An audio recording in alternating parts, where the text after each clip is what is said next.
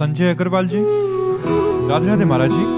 महाराज जी, हमारा प्रश्न है कि मनुष्य के पास सब कुछ होते हुए भी ऐसा क्यों चाहता है कि उसे और मिले, जबकि उसे भी पता है कि खाली हाथ जाना है। हाँ, देखो, हमारी जो चाहत है उसको हमें समझना चाहिए। हमारी चाहत धन नहीं है। अगर धन से वस्तुएं न मिलती तो धन का कोई महत्व नहीं होता। वस्तुओं को अगर हम इंद्रियों से न भोगे तो वस्तुओं का कोई महत्व नहीं होता। प्रधान बात आई इंद्रियों के भोग से, और इंद्रियां इन झूठे भोगों से कभी तृप्त नहीं हो सकती। हमारी जो चाहत है उसे समझना चाहिए। हमारी चाहत है अखंड सुख जिसमें दुख का लेश न हो। हमारी चाहत है कोई हमें ऐसा प्यार करे जो सिर्फ हमें प्यार करे। तीसरी चाहत है कि शांति, अखंड शांति हम चाहते हैं। चौथी बात है मरना नहीं चाहते, अविनाशी। चार बातें देख लो सब लोग।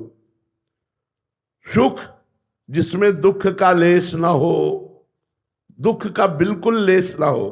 प्यार जो मुझे करता हो, मेरे शरीर से नहीं, मेरी वस्तुओं से नहीं, मुझे प्यार करता हो, ऐसी दृष्टि नहीं है। शांति जिनमें किंचन मात्र भी अशांति ना हो, और मैं मरूं नहीं, ये हमारे भगवान के लक्षण है।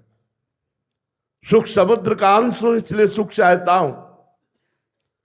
प्रेम समुद्र का अंश हूं इसलिए प्रेम चाहता हूं। शांताकारम, शांत समुद्र भगवान है इसलिए मैं शांति चाहता हूं। और अविनाशी भगवान है इसलिए मैं अविनाशी मरना नहीं चाहता। ये चारों बातें प्रमाण देती है कि हम भगवान के बच्चे हैं, हम भगवान के अंश हैं। और सबसे पहली बात जो आपका प्रश्न था कि कभी संतोष नहीं होता, हम आगे बढ़ना चाहते हैं नंबर 1 में, क्योंकि नंबर 1 के हैं, है ना, 1 के है ना, तो हमारी बढ़ोतरी ऐसी हो कि मैं 1 पे पहुंच जाऊं, चाहे बुरे मार्गों में हो चाहे अच्छे मार्गों में हो, क्योंकि अच्छे बुरे दोनों के बाप एक ही है, एक परमात्मा ही है। तो हमारी अंदर की चाह परमात्मा है ना कि विषय। सुख, प्रेम, शांति और अविनाशी ये परमात्मा में है। अगर हम परमात्मा का सुमिरन करने लगे तो हमें संतोष प्राप्त हो जाएगा, तृप्ति प्राप्त हो जाएगी, और हृदय कह उठेगा अब कछनाथ न चाही मोरे, दीन दयाल अनुग्रह तोरे।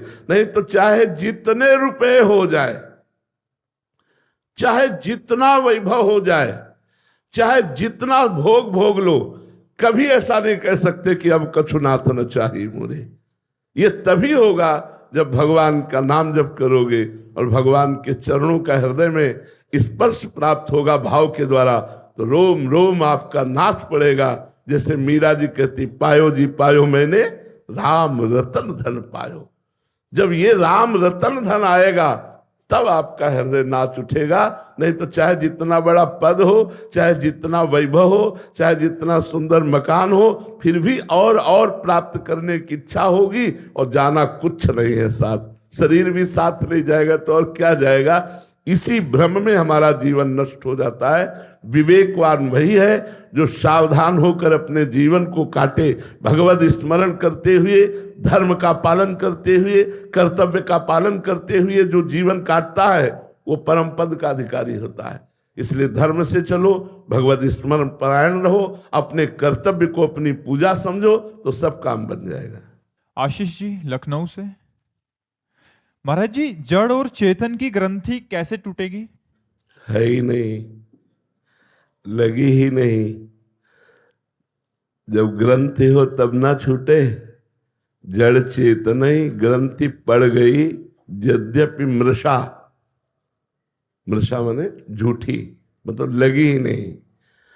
ये भ्रम हो गया है हमें। भ्रम से इस पांच भौतिक देह को अपना स्वरूप मान लिया है। यद्यपि हम आत्मस्वरूप हैं, चिदानंदमय है, पर हम अपने स्वरूप को भूल करके और देह को अपना मान लिया। अब जब तक सदगुरुदेव की शरण नहीं होंगे और उनके द्वारा बताई हुई उपासना नहीं करेंगे, तब तक हमारा ज्ञान विशुद्ध नहीं होगा। जानकारी तो सबको है, शरीर नाशवान है, मैं अविनाशी हूँ, यहाँ कुछ टिकाऊ नहीं है, सब परिवर्तनशील है, सब कुछ छोड़ के जाना है, ये सबको पता है।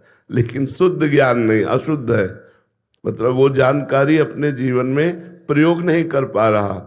इसलिए संत महापुरुष जो भगवत प्राप्त हैं उनकी शरण में जाए और उनके द्वारा बताई हुई उपासना से बुद्धि रूपी जो अस्त्र है उसकी धार तेज करे, विवेक धार है, और उससे इस भ्रमात्मक संसार बंधन का नाश कर दे तो स्वरूप का बोध हो जाए।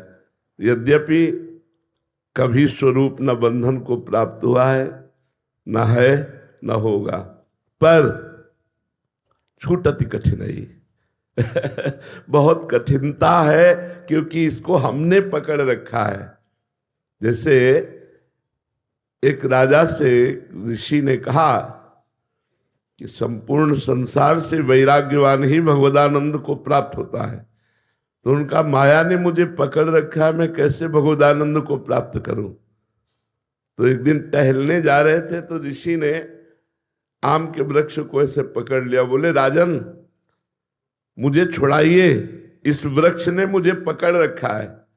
तो राजा बहुत जोर से हंसे और बोले महाराज क्यों विनोद करते हो, आपने वृक्ष को पकड़ रखा है। बोले हाँ, आपने माया को पकड़ रखा है, माया ने आपको नहीं। तो हम लोगों ने अपने आप को स्वयं भोगों की चाह वाला जो शरीर है इससे राग कर लिया और अपने स्वरूप का विस्मरण कर लिया। इसलिए हमारे पुनरपि जननम पुनरपि मरणम पुनरपि जननी जठरे शयनम ये बार बार